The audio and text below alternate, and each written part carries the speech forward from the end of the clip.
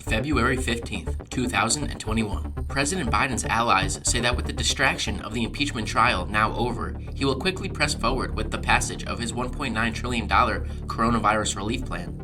In recent days, senior members of Mr. Biden's team have begun internal meetings at the White House to discuss what's the next phase of the agenda and how it will be rolled out. White House advisors say that some of the plan will be revealed publicly in March when Mr. Biden is expected to deliver a joint address to Congress.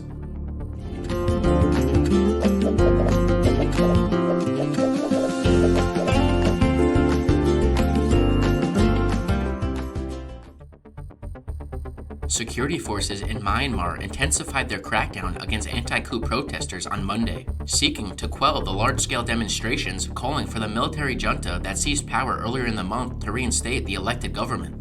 More than 1,000 protesters were rallying in front of the Myanmar Economic Bank in Mandalay, the country's second-largest city, when at least 10 trucks full of soldiers and police arrived and started firing slingshots towards the protesters before they even got out of their trucks.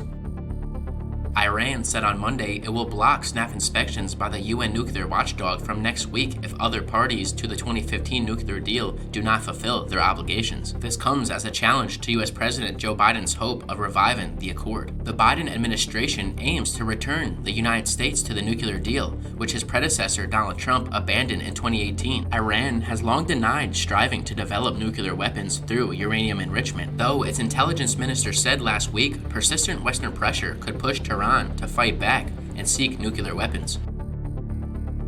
President Joe Biden's aides have launched a formal review of the U.S. military prison at Guantanamo Bay in Cuba, reviving the Obama-era goal of closing the controversial facility with the aim of doing so before he leaves office. Aides involved in the internal discussions are considering an executive action to be signed by Biden in the coming weeks or months. This signals a new effort to remove what human rights advocates have called a stain on America's global image. A Dallas police officer was struck and killed Saturday morning by a suspected drunk driver. The officer was blocking the scene of an earlier accident on the North Central Expressway around 1:45 a.m. when he was hit by a man driving at a high rate of speed. The officer was taken to Baylor Hospital, where he unfortunately passed away.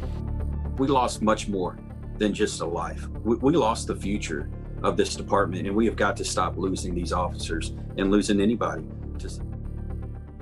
New York City police have arrested a suspect in connection with the spate of stabbing attacks on the city subway that left 2 people dead. The 4 unprovoked attacks apparently targeted homeless people and took place on the A train or at stations served by it beginning on Friday morning. New York City Police Commissioner Dermot Shea told reporters on Saturday that 500 additional officers are being deployed to the city's transit system. The bottom line that the public should know is this: they can expect to see a very large footprint of uniformed officers deployed throughout New York City, whether they go onto a train, whether they go onto a platform, and they'll be there as long as needed to make sure that people feel safe.